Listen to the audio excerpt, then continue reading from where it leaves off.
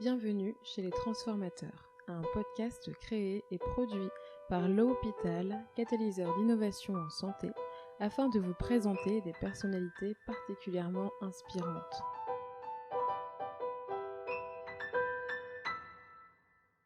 Professionnels de santé, entrepreneurs ou encore écrivains, ils et elles agissent au quotidien pour bouleverser notre système de santé. Je suis Aude Niedanu, la fondatrice de l'Hôpital, et aujourd'hui je reçois Adrienne Rex. Après 20 ans de carrière en tant que médecin urgentiste à l'AP-HP et au CHU de Bordeaux, sa carrière a pris un tournant lorsqu'elle a voulu découvrir le monde de l'innovation. Bonjour, je m'appelle Adrienne Rex 3, je suis médecin, j'ai 46 ans.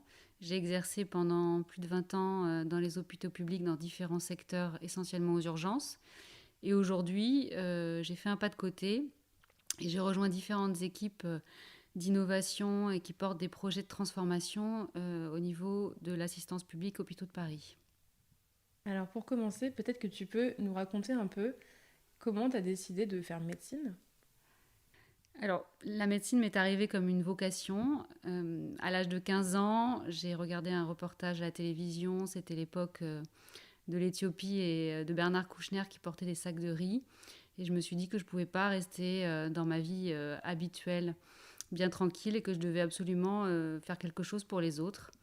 Et que donc la santé était primordiale, qu'elle était universelle, et que donc je devais m'engager dans cette voie un peu de sauveur finalement, de vouloir aider chacun, quelle que soit sa condition. Et donc j'ai suivi ce parcours sans dévier. Et alors, est-ce que du coup ce métier d'urgentiste a répondu à tes attentes ? Est-ce que tu avais bien cette sensation d'être utile et de sauver des vies ?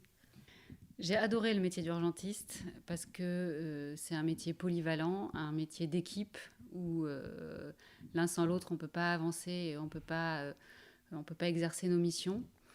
Et également, c'est un métier où on est au cœur de la société, on reçoit les gens, quelles que soient leurs conditions de ressources, quelles que soient leurs conditions de vie, et chacun est dans la même situation finalement. On accueille tout le monde, quelles que soient ses conditions, quels que soient ses problèmes. Et j'ai adoré la force en fait du travail d'équipe aux urgences. D'accord. Est-ce qu'il y a des moments qui t'ont marqué justement de cette période aux urgences ? Beaucoup. Enfin, de la vie aux urgences, elle est émaillée de moments particuliers. Je peux me rappeler en priorité de mon début de carrière de médecin urgentiste senior en 2003 avec la canicule à Paris. J'étais à Paris à l'époque. Des moments effectivement très forts où on s'est trouvé pris de court dans une crise sanitaire imprévue, un peu comme celle qu'on vient de traverser, ou qu'on est en train de traverser. Une grande solidarité entre les équipes, entre les soignants, avec les pompiers qui refroidissaient les algécos dans lesquels étaient les urgences à l'époque, non climatisées.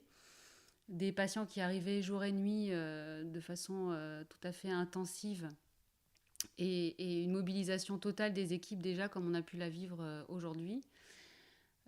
Voilà.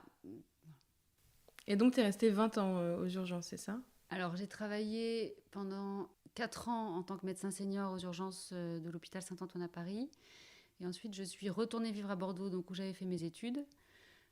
Voulant à l'époque, ne sachant pas déjà trop vers quoi j'allais m'orienter, j'ai retrouvé le service des urgences de Bordeaux, finalement, du CHU également, où là j'ai eu l'opportunité assez rapidement de rejoindre le service de réanimation médicale comme chef de clinique, puisqu'à l'époque le chef de service était chef de service des 2 unités. Là j'ai appris énormément, mais j'ai eu des collègues formidables qui m'ont tout appris, puisque quand on est urgentiste, on n'est pas forcément vraiment réanimateur. J'ai eu la chance d'être accompagnée dans ce parcours. J'y ai passé 2 ans, 2 ans très riches également dans le travail d'équipe, dans le travail relationnel aussi avec les familles. Voilà, vraiment très intense. Ensuite, je suis revenue aux urgences et là, j'ai eu un poste de praticien hospitalier en fait, au CHU de Bordeaux, à l'hôpital Saint-André en centre-ville. Pendant mon parcours aux urgences, j'ai pu me former. C'est la grande chance dans les hôpitaux publics, c'est qu'on a accès à la formation en continu. Donc j'ai fait une formation en gériatrie et en soins palliatifs, parce qu'aux urgences, on reçoit beaucoup de personnes âgées. Et aussi, on est amenée à prendre des décisions souvent de limitation thérapeutique pour lesquelles on n'est pas forcément formé ni préparé. Et j'ai également travaillé pendant 2 ans dans une permanence d'accès aux soins de santé, c'est-à-dire c'est une structure de soins qui permet l'accès aux personnes démunies en situation de précarité, quelles que soient leurs conditions de ressources, et qui se trouvent à l'intérieur en fait, des hôpitaux. Là, dans cette passe, j'y ai commencé à peu près à l'arrivée des flux migratoires importants. Et donc, j'ai été confrontée pendant ce temps à la réalité de ce qu'ils avaient pu vivre pendant leur parcours migratoire, des traumatismes qu'ils témoignaient. Et ça m'a paru assez compliqué, en fait, d'y exercer en tant que médecin, d'essayer de proposer des traitements à des gens qui en fait étaient en grande souffrance psychosociale essentiellement, et de proposer des traitements à des gens qui dormaient dehors, ça me semblait complètement inadapté. C'est pour ça que voilà, j'ai préféré finalement faire un pas de côté et arrêter cette mission-là. Voilà. Donc j'ai arrêté ma carrière d'urgence et de médecin de passe il y a 3 ans. J'ai fait un pas de côté, j'ai pris une disponibilité de mon statut de praticien hospitalier. Du coup, je savais que dans le monde de la santé, il se passait beaucoup de choses en dehors de la pratique clinique, mais en tant que médecin de terrain, médecin clinicien, j'y avais pas forcément accès. J'avais également constaté qu'il était difficile de porter des projets quand on était médecin urgentiste. T'as essayé, toi, avant de porter des projets ? J'ai essayé, j'ai réussi à en porter quelques-uns, dont un dont je suis plutôt fière aujourd'hui. C'est un projet qui s'appelle Démarche éthique, et qu'on a pu intégrer en fait dans les logiciels des urgences et de l'hôpital du CHU de Bordeaux. Est-ce que tu peux nous expliquer un peu à quel problème ça répondait, par exemple ? Quand un patient arrive aux urgences, parfois, il faut savoir quel niveau de soins en fait, on doit proposer en fonction de sa situation de dépendance, de ses polypathologies, de son âge, souvent de facteurs intriqués, et effectivement savoir ne pas faire d'obstination déraisonnable. Quand on est urgentiste, on est tout seul, surtout la nuit. Enfin là où je travaillais en tout cas c'était le cas, et il y avait des patients qui manifestement étaient très dépendants, très âgés, avec beaucoup de comorbidités, et qu'il ne semblait pas raisonnable par exemple de devoir réanimer ou mettre sous assistance respiratoire au vu de leur état de santé, mais pour lesquels il valait mieux proposer des soins curatifs, symptomatiques, mais pas forcément de réanimation. Donc pour arriver à encadrer un peu tout ça et ces décisions de l'urgentiste qui se retrouvait souvent seul, j'ai développé un outil qui s'appelle Démarche éthique, en lien avec tout ce que j'avais pu apprendre pendant mes 2 ans en réanimation sur les limitations thérapeutiques. L'idée, c'était d'encadrer en fait les décisions, qu'elles soient le plus claires possible pour celui qui les prend, mais aussi dans la collégialité avec le patient quand il peut s'exprimer, sa famille, ou d'autres médecins qu'on pouvait solliciter, spécialistes, en fonction des cas, et que tout ça puisse être tracé en fait dans le dossier du patient, le dossier informatique, pour que l'équipe suivante qui arrive au lendemain matin puisse comprendre les décisions prises, puisse les transmettre éventuellement aux familles, et qu'il y ait une logique en fait dans la prise en charge, dans la continuité de la prise en charge du patient. Donc ce travail-là, ça a été un travail de groupe, donc inspiré des travaux de collégialité pluridisciplinaire que j'avais vus en réanimation. Et ensuite, on l'a déployé sur d'autres sites en fait, et d'autres services du CHU de Bordeaux. Mais du coup, moi, ce qui m'intéresse, c'est un peu le tout début du projet. Quand je me dis, tiens, j'ai une idée, ça serait bien qu'il y ait ça. Entre ce moment où j'ai eu l'idée et le moment où ça existe, qu'est-ce qui s'est passé ? Et surtout, quels ont été les obstacles ? Comment tu les as surmontés ? Alors, les obstacles, ça a été d'embarquer des gens avec soi, parce que finalement, voilà, il faut trouver des alliés, hein, des gens qui sont d'accord pour passer un peu de temps, pour travailler ensemble, des gens voilà, qui sont partie prenante, qui sont confrontés aux mêmes problématiques et qui sont d'accord pour y réfléchir ensemble. Après, les obstacles, ça a été effectivement que c'est de dépasser le niveau local, en fait, de pouvoir communiquer, de pouvoir voilà, transmettre aux collègues à l'intérieur de l'hôpital, mais alors encore plus difficile dans les autres sites du CHU de Bordeaux. Et au contraire, quel est peut-être le grand apprentissage que tu as pu faire sur ce projet ou sur d'autres projets que tu as portés en étant médecin? Le plus grand apprentissage, c'est que tout seul, on ne peut rien faire. C'est la force du collectif, en fait, moi, que j'admire à l'hôpital. C'est que autour du patient, il n'y a pas que le médecin, il y a avant tout l'aide-soignant et l'infirmier, qui sont souvent des sources d'informations très précieuses pour le médecin, et qui sont le plus souvent d'ailleurs aux côtés du patient. Le médecin le voit beaucoup moins. C'est la force de l'équipe, en fait, moi, que je trouve admirable à l'hôpital. Et alors derrière cette expérience, tu dis que tu as donc pris une disponibilité, que tu as fait un pas de côté. Est-ce que tu peux nous expliquer un peu cette décision et puis où tu en es aujourd'hui?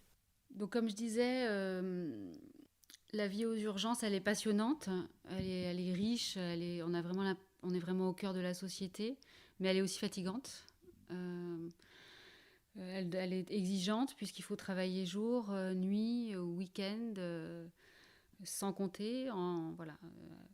Donc du coup, il y a 3 ans, j'ai fait un pas de côté en voulant découvrir un peu le monde de la santé de façon plus large que celui de simplement clinicien.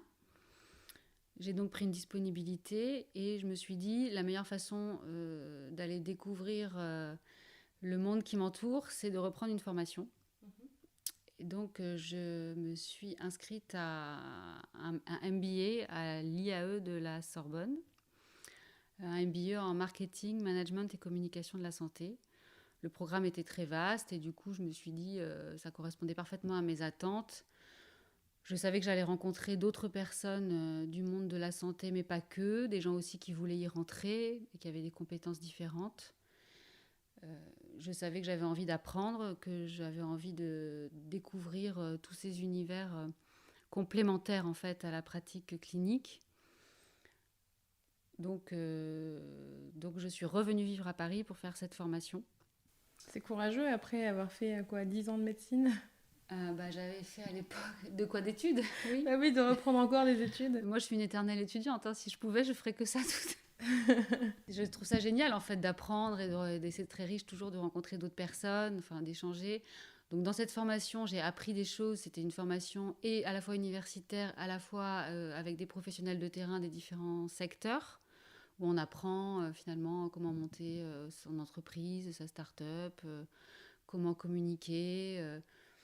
Enfin voilà, tout ce que je souhaitais y découvrir était contenu dans le programme. Et également, j'ai aussi appris à travailler en petits groupes, c'est un programme assez exigeant en fait, où il faut travailler sur des thématiques avec un rendu par petits groupes. Et ça m'a aussi appris à travailler avec des gens qui ne sont pas de mon univers, qui ne voient pas forcément les choses de la même façon que moi, qui est un raisonnement purement médical. Du coup, ça m'a aussi appris à écouter, à écouter, à être patiente et à co-construire déjà avec d'autres personnes des projets. Et du coup, est-ce que tu te souviens du jour où tu as eu ce déclic et où tu as décidé un peu de changer de voie ou en tout cas d'ouvrir sur d'autres choses? C'était pas un jour en fait, ça a pris du temps. Ça s'est pas fait en un jour, contrairement à ma vocation à l'âge de 15 ans qui s'est faite, elle, en 2 minutes. Là, ça s'est fait évidemment assez longtemps parce que c'est toujours difficile de quitter la maison hôpital et de quitter ses collègues et de quitter les urgences et de quitter les migrants, enfin voilà, de se désengager un petit peu de cette activité de soins. C'est pas forcément quelque chose qu'on fait, je pense, du jour au lendemain. C'était un projet qui a été quand même mûrement réfléchi. Comme je disais, je savais pas trop quelle, quelle porte prendre en fait pour m'ouvrir à d'autres choses. Donc le biais de la formation m'a semblé effectivement, enfin la formation m'a semblé un bon levier en fait pour découvrir d'autres choses. Mais ça s'est fait en plusieurs mois, voire plusieurs années, 2-3 ans je dirais avant que je parte. J'ai commencé déjà à réfléchir à ce projet. Alors je savais pas du tout quelle formation j'allais choisir, ni c'était ça que j'allais faire. Mais je savais que je ne pouvais pas continuer en fait à exercer de la même façon que je le faisais déjà depuis 20 ans, que j'avais envie de faire autre chose. Et est-ce que pendant cette formation, il y a quelque chose en particulier qui t'a marqué et que tu as retenu et que tu as envie de partager? Alors, complètement. J'ai eu un déclic pendant cette formation. Alors, ce qu'il faut savoir, c'est que ce genre d'études te permet de gagner confiance en toi. Enfin, moi, en tout cas, j'en avais besoin pour pouvoir aller vers les autres, aller interroger les personnes des différents secteurs. J'aurais jamais osé avant. Donc, j'ai participé à une conférence à Paris-Dauphine sur un sujet qui m'intéressait particulièrement, qui était innovation organisationnelle à l'hôpital, comment briser le plafond de verre, organisé donc par Clémence Mimpin et Inès Gravé. Ah tiens, on les connaît bien.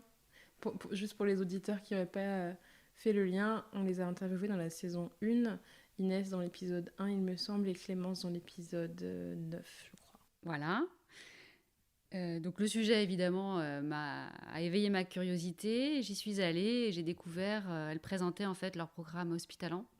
Donc Hospitalant, c'est à la fois une plateforme pour faire vivre les talents à l'hôpital et leurs projets, et des journées d'intelligence collective organisées à l'échelle des groupes hospitaliers de territoire pour trouver des solutions innovantes à des problématiques organisationnelles.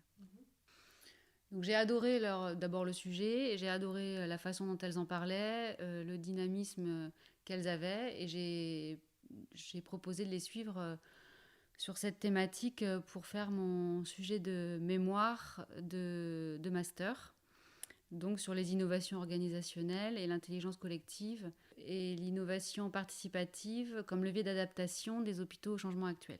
Donc, au cours de mes recherches, j'ai pu interroger différents secteurs qui mettaient en œuvre l'intelligence collective et le management participatif pour développer des projets. Et je me suis rendu compte que, évidemment, dans le milieu de la santé, il y en avait aussi grandement besoin et que c'était probablement une façon de redonner du sens et de l'attractivité aux professionnels de santé qui y travaillaient. Et pendant ton mémoire, du coup, tu avais trouvé des exemples en santé? J'ai rencontré évidemment Marie Coirier, du LABA. Épisode 1 de la saison 2. qui est toujours, je crois, la référente d'intégration du design dans la santé, qui a en plus de façon exceptionnelle pris le temps de m'expliquer quelle était sa démarche, comment était structurée son équipe. Voilà, donc j'ai trouvé ça vraiment fascinant. Et puis évidemment, il y avait la Fabrique de l'Hospitalité aussi. Bon, je ne les ai pas rencontrés, mais j'ai lu beaucoup de choses sur eux. À Strasbourg, c'est ça? Ouais, c'est ça. Du coup, tu nous as raconté un peu ta formation. Et ce qui m'avait particulièrement plu, en fait, c'était cet aspect-là, en fait. Mais c'est arrivé, c'est petit à petit que tout s'est éclairé, en fait.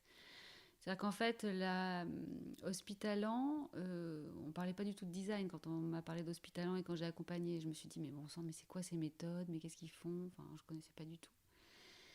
Et c'est en faisant mes recherches par moi-même que j'ai compris, en fait. Alors au départ, c'était juste sur des outils, on va dire, d'animation, mais que le design avait une portée bien plus grande, en fait, dans sa façon de voir les choses, dans sa vision, dans sa façon, dans ce qu'il portait comme valeur. Voilà. Donc, de quelle valeur on parle? On parle de la valeur de, en fait, avoir un regard totalement neuf sur les problématiques en interrogeant et en observant toutes les parties prenantes du problème, avec un regard naïf et empathique, c'est-à-dire sans jugement. Déjà, je trouve ça assez vraiment intéressant. Ensuite, l'idée que finalement, les personnes qui tournent autour d'un problème sont tous des utilisateurs ou des usagers. Donc en santé, c'est aussi bien les patients, bien sûr, que les aidants et que les soignants. La valeur également de se dire qu'en fait la solution elle ne doit pas venir de personnes qui l'ont pensée, mais qu'elle doit être co-construite par ceux qui en ont besoin. Et puis l'idée effectivement finalement une fois qu'on a imaginé une solution, elle n'est pas définitive, elle n'est pas finale, et on va aller la tester, on va aller voir comment elle vit in situ et dans la situation, et comment on peut l'adapter et continuer à l'adapter en fonction de son environnement et en fonction des évolutions qui l'impactent. Ouais. Ouais, bah moi, c'est clairement aussi des choses qui me parlent énormément. Et c'est amusant que tu dises qu'à la base, tu savais pas que ça s'appelait le design, parce que j'ai un peu la même expérience que toi. C'est-à-dire que moi, au tout début de l'hôpital, je me suis dit, j'aimerais bien que j'arrive à créer des solutions pour les hôpitaux, pour les médecins, mais moi, j'ai pas fait médecine, je sais pas trop comment m'y prendre, mais je vais arriver avec un regard neuf, je vais essayer de vraiment écouter les gens, et c'est eux qui vont me dire comment je peux les aider. Et c'est en partageant cette idée-là autour de moi qu'à un moment on m'a dit mais ce que tu dis là, c'est un nom, c'est du design thinking. Et c'est là que j'ai commencé à lire des bouquins, je me suis dit waouh mais c'est génial. Moi, ça aussi, ça m'est apparu comme ça. Le design est arrivé un peu à la fin du process, quoi. Et en fait, on en parle aujourd'hui, nous, facilement, mais je crois que c'est un mot qui est difficile à expliquer et à faire comprendre, parce que le design, les gens voient ça comme la conception d'objets. Ouais. Alors effectivement, ça se rejoint, évidemment, puisque le design, c'est l'idée de faire quelque chose qui est utile et qui, en même temps, est esthétiquement beau. Donc je crois que ça peut se décliner, en fait, aussi bien pour un objet que pour une organisation, que pour un service, que pour une expérience. Donc là, ça se rejoint. Mais le mot est un peu galvaudé aujourd'hui, un peu partout, et perd un peu du coup de sa valeur.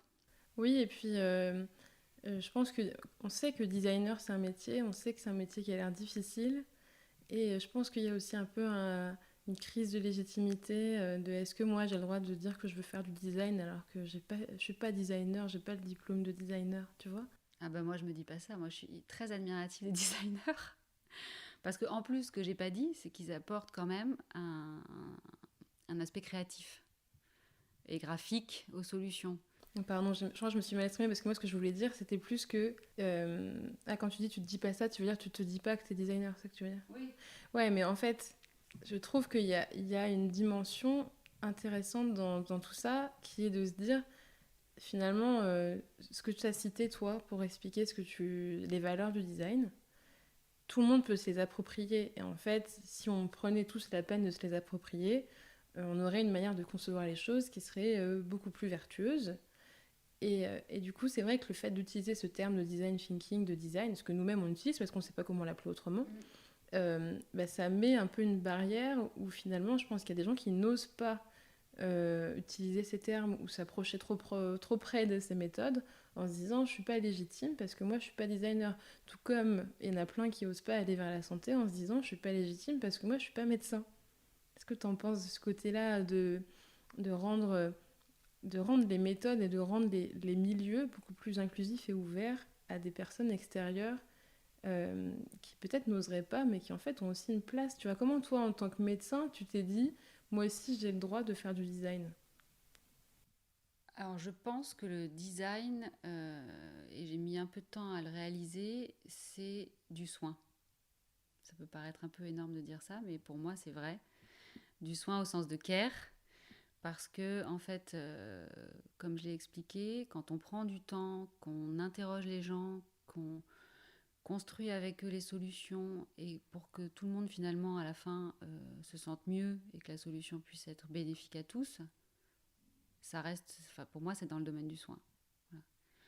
Donc il y a à mon avis un lien très fort en fait entre le soin et le design, et c'est pour ça qu'il me paraît tout à fait évident que, en effet, sans parler forcément de designer, tout le monde devrait dessiner et designer ses projets et ses solutions à l'échelle, pour commencer par exemple des services. Ce lien que tu fais entre le soin et le design m'inspire vraiment quelque chose qui émerge à force d'évoluer dans cet écosystème et puis aussi à force d'essayer d'expliquer quel est le point commun entre tous ces transformateurs qu'on invite dans le podcast. Et il y a un truc qui ressort énormément, je trouve, quel que soit leur parcours, leur métier, c'est l'humilité. Et en fait, j'ai l'impression que c'est la posture du design, finalement, c'est une posture d'humilité. Parce que le cœur de tout ça, c'est de dire la seule personne qui sait, c'est celle qui va utiliser. Et moi, ce que je pense a moins de valeur. Donc en fait, c'est une posture très humble. Et j'ai l'impression que finalement, le soin aussi, c'est une posture très humble. Qu'est-ce que t'en penses? Je suis d'accord, je suis complètement d'accord. Effectivement, j'avais pas encore imaginé cet aspect-là, mais effectivement, je crois que le soin et les soignants sont très humbles.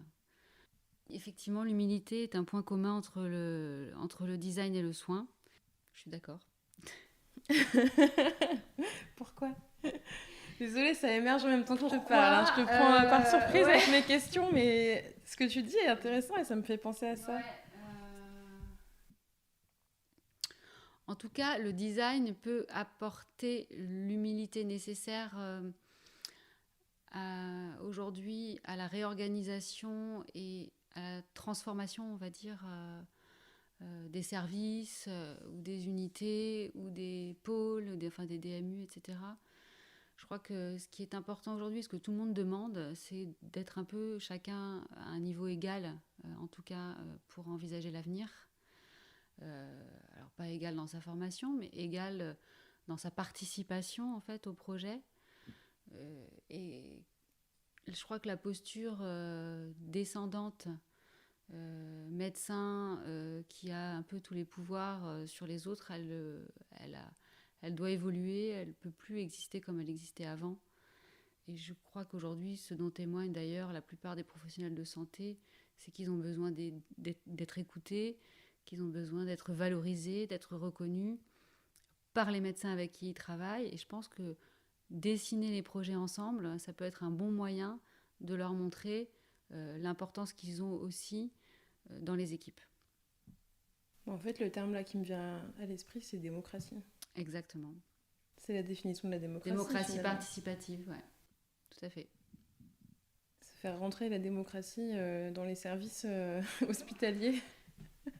Mais évidemment, au même titre qu'elle est aujourd'hui très forte dans la citoyenneté, elle doit aussi être aussi forte dans les établissements de santé, évidemment.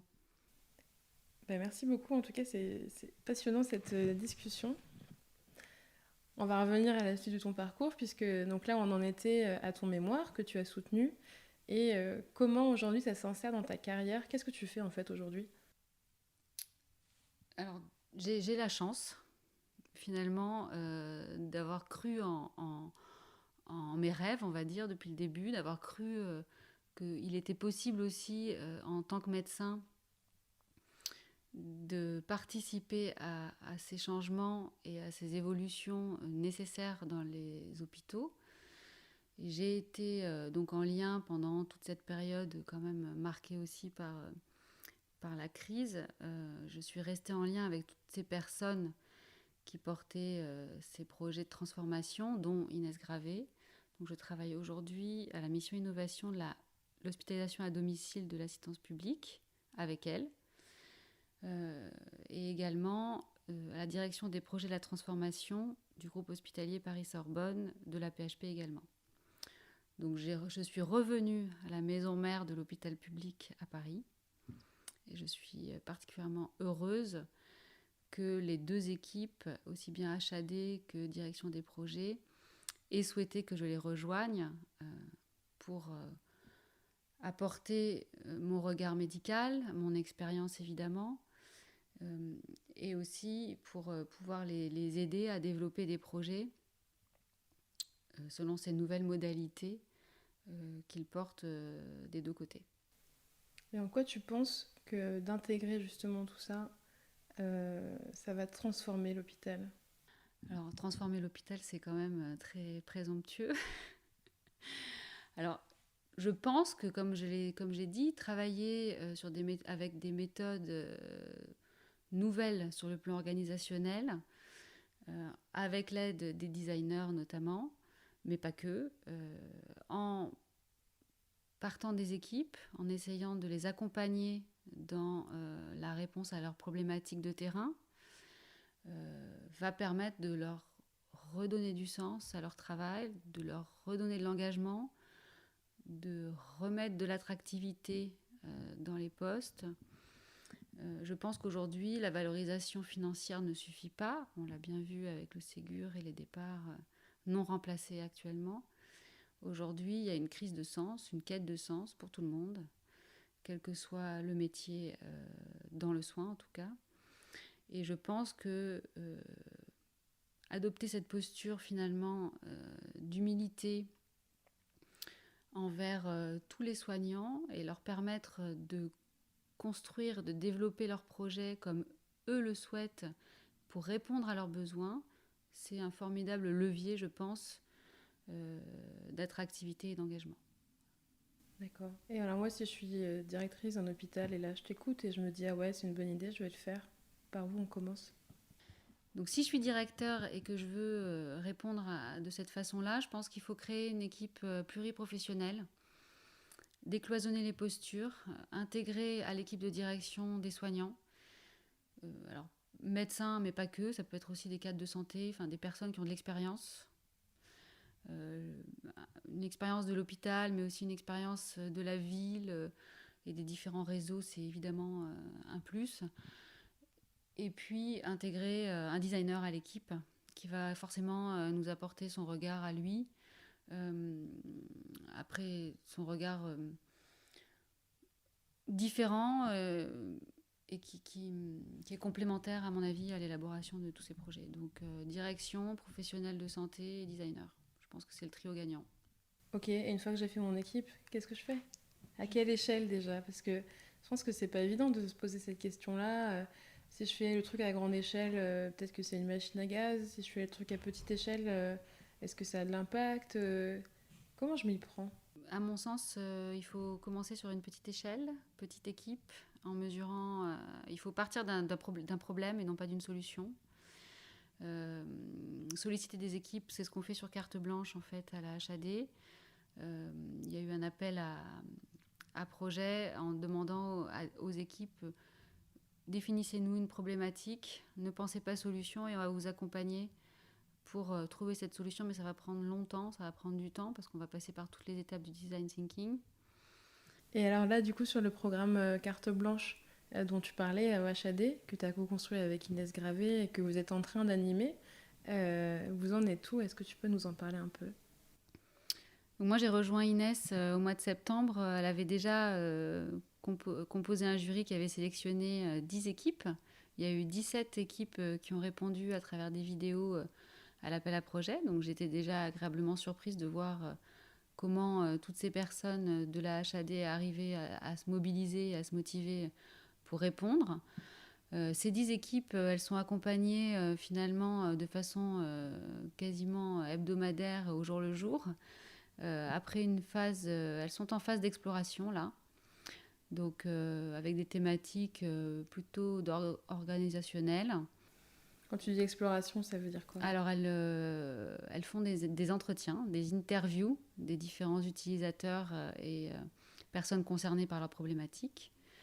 Donc on les a formés, on les a briefés sous forme de webinaires avec des outils méthodologiques.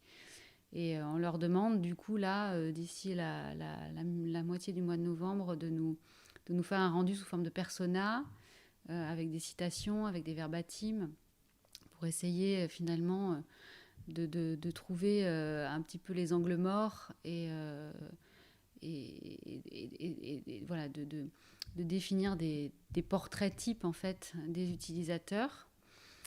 Et on organise ensuite, début décembre, une journée, on va dire, d'intelligence collective, appelée aussi Créaton, où là, toutes les équipes vont être réunies dans un lieu qui s'appelle le Centre de recherche interdisciplinaire à Paris. Il y aura également des invités aussi du monde de l'innovation et du monde de la santé, aussi bien intra-hospitalier qu'extra-hospitalier. Il y aura Aude et l'hôpital qui vont venir nous aider à animer cette journée et à faire tout le graphisme et tout ce qui pourra... Ouais, on est ravis de vous aider là-dessus, ouais. Voilà, donc grâce à vous, je pense que ça va être une journée particulièrement nouvelle pour l'hôpital public. Et on espère qu'elle rendra les gens heureux et qu'elle elle pourra faire tache d'huile et ensuite être le début en fait de nouvelles modalités aussi d'organisation de journée de travail, quoi. Ouais, ben, moi je suis ravie de savoir que vous avez réussi à faire ça en interne d'une structure comme le l'AP qui est énorme et qui est ancienne, et on se dit que c'est pas forcément facile de les faire bouger ce type de structure. Et je pense que c'est une première, j'allais dire une première pierre, mais le mot pierre est pas adapté. C'est pas quelque chose de fixe. C'est plutôt une première étincelle, je pense. En tout cas, j'espère pour vous. Et on est ravis avec l'hôpital de donner un coup de main sur un projet comme celui-là qui résonne énormément avec ce qu'on fait, hein, puisque la démarche, c'est celle qu'on prône et qu'on enseigne et qu'on partage depuis 4 ans. Et l'état d'esprit derrière, de reconnaître les talents, les idées de chacun, c'est quelque chose qui nous tient énormément à cœur aussi. Et je pense qu'on va. Tu parlais de valeurs tout à l'heure, on en partage pas mal des valeurs, et je te remercie beaucoup d'avoir partagé aussi ton expérience. J'aime bien poser une question à tous les invités, c'est celle de la devise. Est-ce que toi, tu as une devise? Oui, alors ma devise, c'est à cœur vaillant, rien d'impossible. Ah, j'adore. Le dernier épisode qu'on a fait avec Nolwenn Fèvre, elle avait aussi parlé de ça un peu avec Nelson Mandela qui dit c'est impossible jusqu'à ce qu'on le fasse. C'est Ouais. rigolo qu'on retrouve aussi ça dans. C'est une phrase de transformateur, ça, clairement, hein, de se dire j'ai pas peur, je vais y aller. Et c'est comme ça qu'on arrive à faire bouger les choses. En tout cas, ça te va bien. Et la dernière question que je pose systématiquement, c'est à ton avis, qui sont les prochains invités que nous devrions contacter? Qui sont les transformateurs et transformatrices que tu connais, que tu admires, que tu aimerais que nous invitions? Alors j'ai pensé à Noël Bernard, qui est un médecin praticien hospitalier au CHU de Bordeaux, avec qui j'ai travaillé justement sur le projet démarche éthique, par exemple, et qui aujourd'hui est particulièrement investi dans la santé durable, en fait, au CHU de Bordeaux. Donc il y a évidemment de multiples dimensions, et qui développe tout le projet développement durable à l'hôpital. Voilà, avec qui je suis en lien, qui a écrit un livre récemment, et je pense qu'elle a beaucoup de choses à dire sur ses expériences vécues et qu'elle est en train de porter. Hier, j'ai eu la chance de déjeuner avec le directeur de Sainte-Anne, l'hôpital Sainte-Anne, où il y a donc le laboratoire d'innovation de Marie Coirier. Et il était particulièrement ouvert justement à inclure donc des designers, mais aussi il travaille avec des méthodes de lean management. Enfin, on a beaucoup échangé là-dessus. Et je pense qu'il porte une vision, en tout cas une envie de transformer l'hôpital par les professionnels qu'il compose. Et je pense qu'on se rejoint sur pas mal de sujets.